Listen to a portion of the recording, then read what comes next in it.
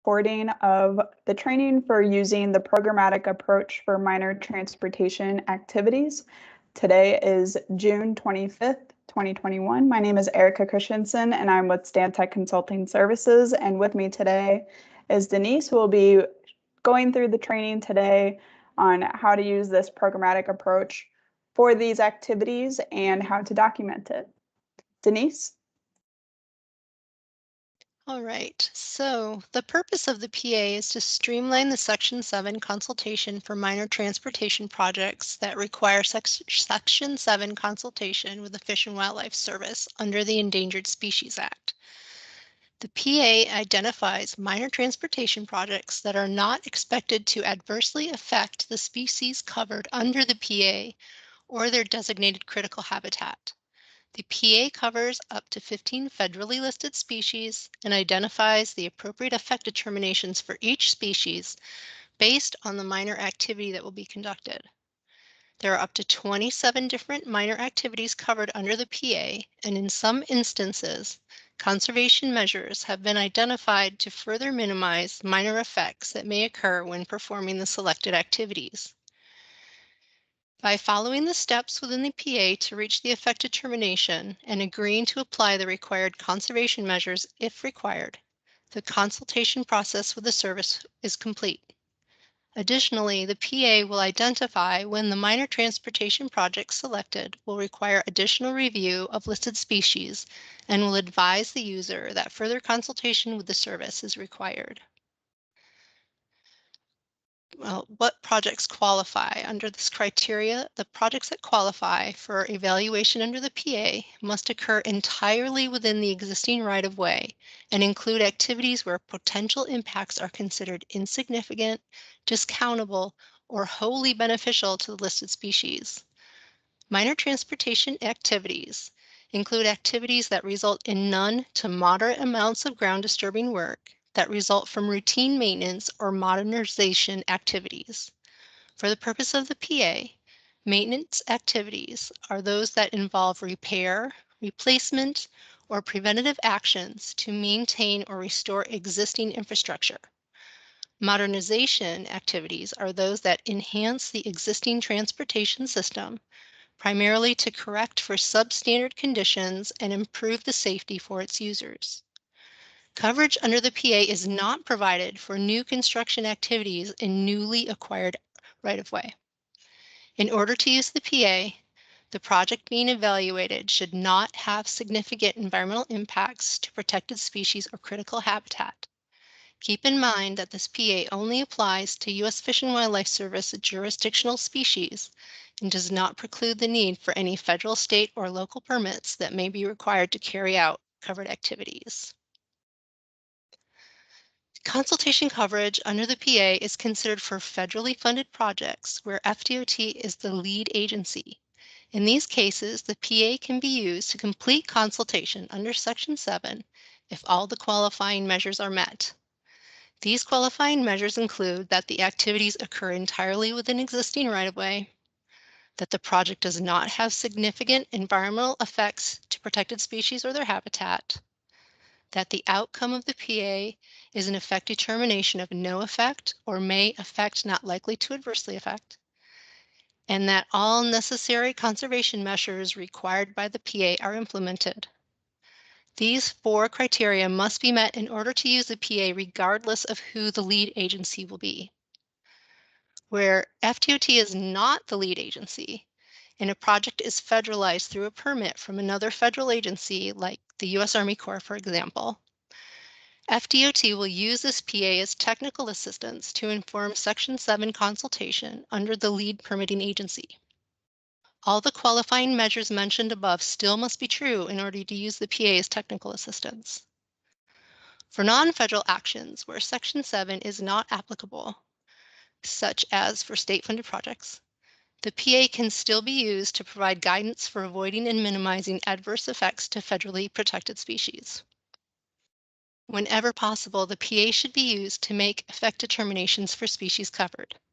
This document was developed to help streamline the review process by providing a more predictive and consistent outcome for species reviews, as well as to help alleviate some of the workload on Fish and Wildlife Service reviewers, which will allow them more time to focus on larger projects that require a more extensive review and should help improve overall review times. The PA can also be used in conjunction with formal or informal consultations.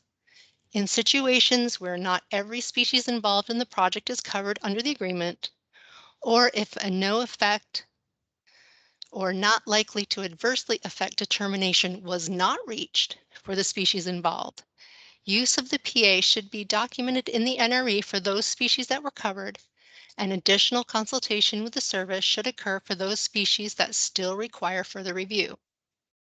Once an effect determination is made, the steps followed to make the determination should be documented in the NRE, similar to how the existing species keys are currently documented, and when applicable, the required conservation measures should be included in the commitment section of the document.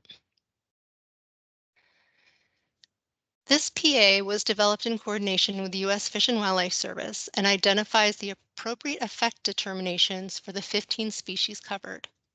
Use of the PA to reach the effect determination, and if indicated, implementation of required conservation measures will complete the consultation process and provide the service's concurrence for the activities selected. The U.S. Fish and Wildlife Service is the only official signatory for the document. DEP and FWC have reviewed the document and will support use of the PA as technical assistance. The U.S. Coast Guard has stated that they will accept this approach and will use it to satisfy their requirements for bridge permit reviews. The PA can be used for technical assistance during the U.S. Army Corps of Engineers permitting process, but the Corps declined to be a signatory on the agreement. Additionally, the PA does not cover species with the National Marine Fisheries Service involvement and can only be used on species with shared reviewed responsibility, like marine turtles and sturgeon, when those species fall under the U.S. Fish and Wildlife Service's purview. Keep in mind, additional coordination, consultation, or conservation measures may be required when obtaining permits from non-signatory parties. As stated, the PA covers 15 total species, including 4 birds, 8 reptiles, 2 mammals, and 1 fish. It can be seen listed here on the slide. It is important to note again that these are all federally listed species, and all the species covered in the PA are under Fish and Wildlife Service purview. The PA cannot be used to obtain concurrence from NIMS.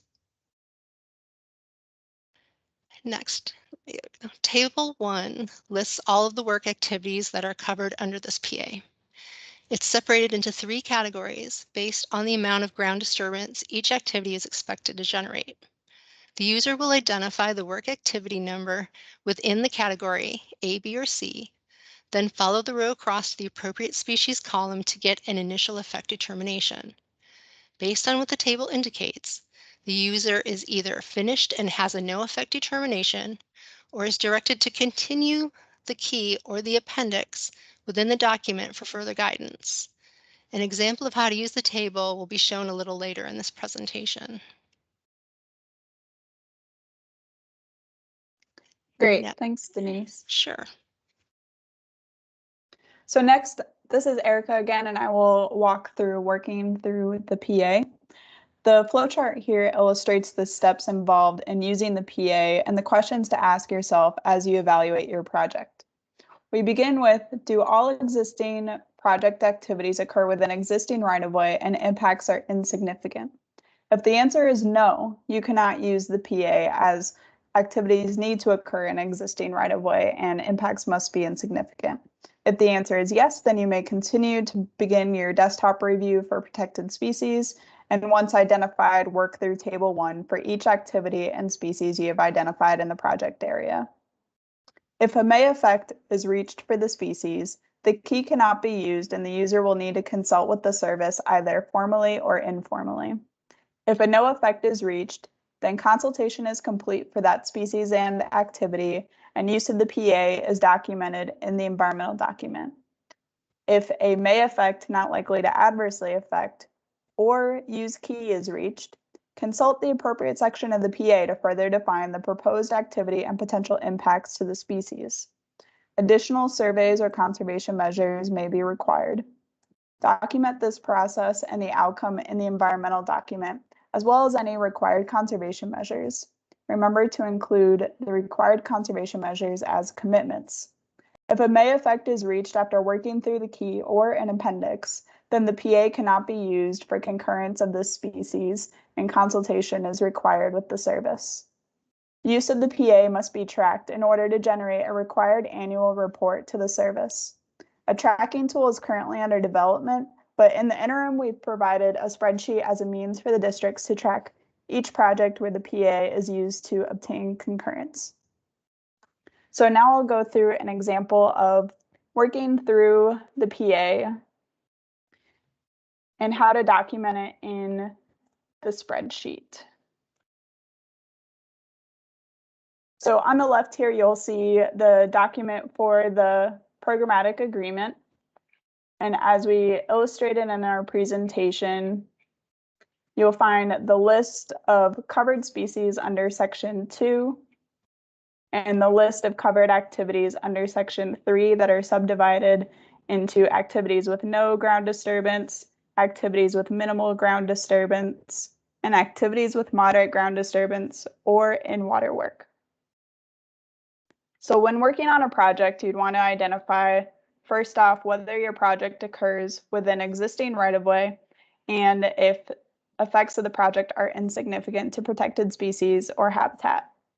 If we've identified that we meet those conditions, then we can then gather what our project activities are, as well as our list of species. So here on the right, I have an example project where we have scrub jay, wood stork, eastern indigo snake, and a species of sea turtle for our project. And we've identified 3 activities to occur, which are marked by the X here under each activity label. So B5 is installation of new lighting, followed by B12 and B14, which is restoration, rehabilitation, or resurfacing of existing pavement, and vegetation management during construction to maintain clear right-of-way.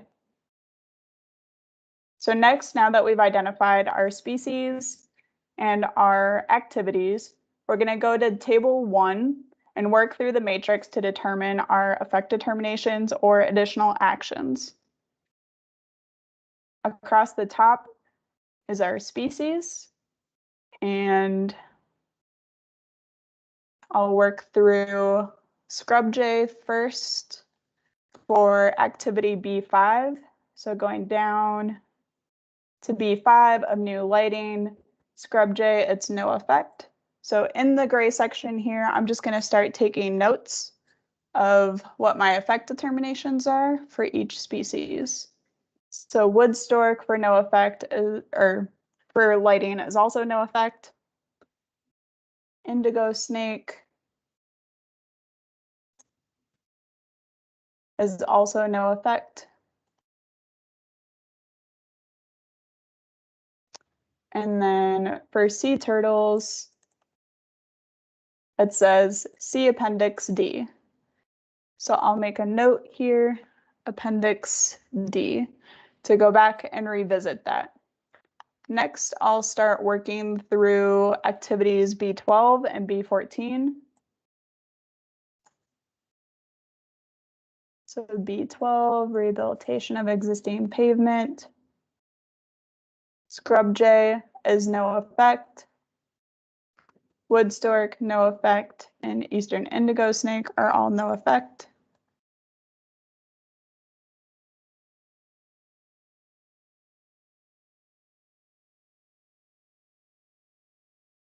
And then for sea turtles is also no effect.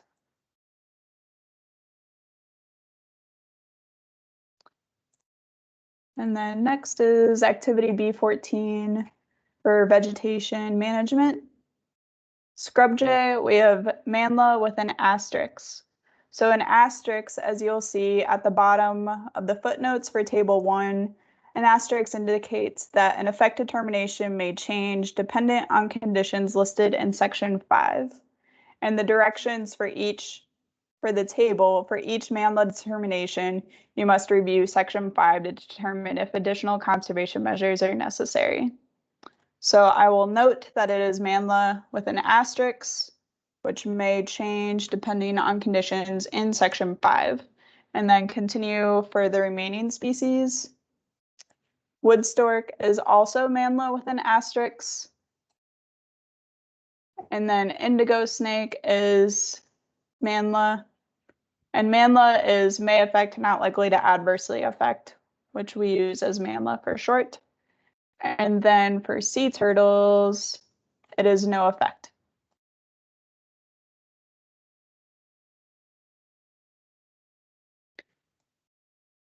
So now that I've determined, I need to revisit for each species section 5 for scrub jay, wood stork, and indigo snake, and then see appendix D for sea turtles.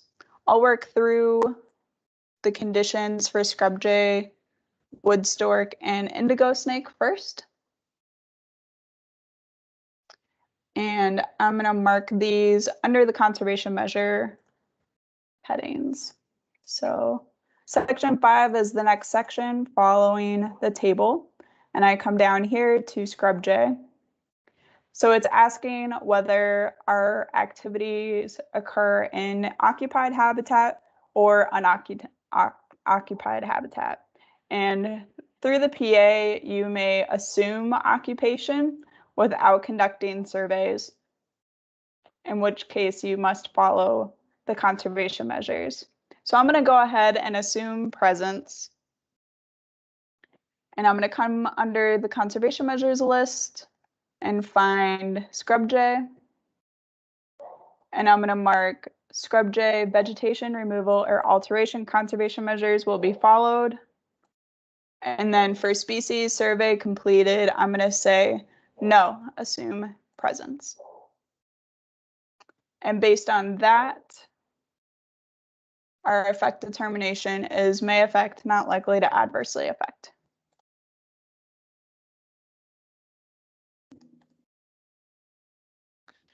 Next, we'll go to wood stork.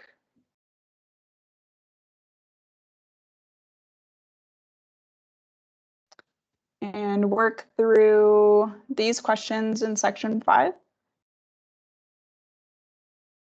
And these questions are going to be answered under key steps for wood stork. So my project is not located within 0.47 miles of an active colony, so I'm going to continue. If the project has the potential to impact suitable foraging habitat is not within 0.47 miles of an active colony, then the following measures apply. And the effect determination is may affect, not likely to adversely affect. So for my situation, wetland impacts are greater than 0.5 acres and occur within a core foraging area. And suitable foraging habitat will be created or restored on site for in-kind replacement. So I'm going to mark those outcomes here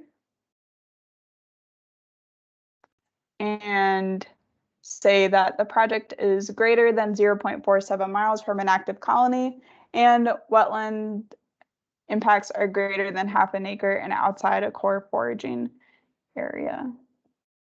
Or, I'm sorry, it should be within a core foraging area. And then my conservation measures under wood stork is that suitable foraging habitat will be created on site. Surveys are not applicable. And my effect determination is may affect, not likely to adversely affect. So I'll mark that with an X. Next is indigo snake for activity B14, and that's next on our list. There's no asterisks here, so the effect determination would not change. It just may affect, not likely to adversely affect. And these 3 conservation measures need to be followed as part of the project. So I will mark that under our conservation measures list.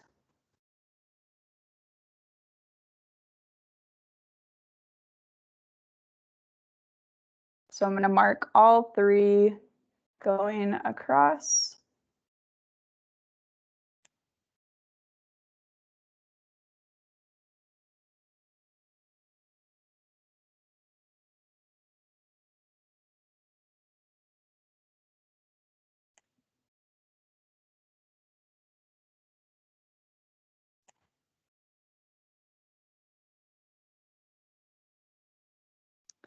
And then mark may affect, not likely to adversely affect. Last is sea turtles, which we said we need to check Appendix D for installation of new lighting. So Appendix D is our very last appendix in this document. So I'm going to scroll to the very bottom for sea turtles and new lighting. Now, my project is within 300 meters of a sea turtle nesting beach. And in that situation,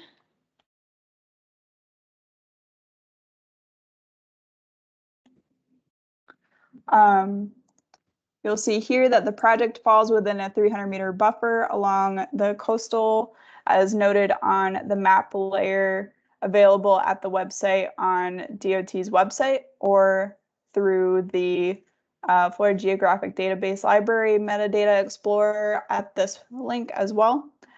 Because I'm within 300 meters, I must follow the FDM design manual guidance for wildlife-friendly lighting, as well as work zone lighting during nighttime construction if my nighttime work occurs during the sea turtle nesting season.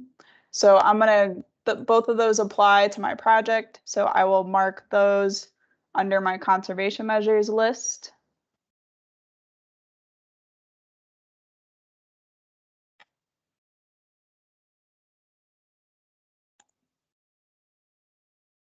And also under section 5 for sea turtles, there's additional measures beyond just lighting. So we worked through the new lighting installation for Appendix D, but there could be other applicable activities if you're doing work on the beach. So there's FWC's best management practices for operating vehicles on the beach, and as well as conditions for staging and storage of equipment. My project does not have vehicle or equipment usage on the beach, so I'm actually going to eliminate that one. And I'm all done. And this is a MANLA as well. And you'll see at the bottom here that it is summed for my project. I have 4 may affect, not likely to adversely affect determinations, and no effect or may affect determinations. And I'm complete for my example project, and I would mark in my commitments for the project all the conservation measures that I identified in these columns here. And if this project required an NRE, I would summarize all of this through use of the PA in the NRE as well. Thank you for watching our presentation today, and let us know and contact OEM if you have any questions. Thank you.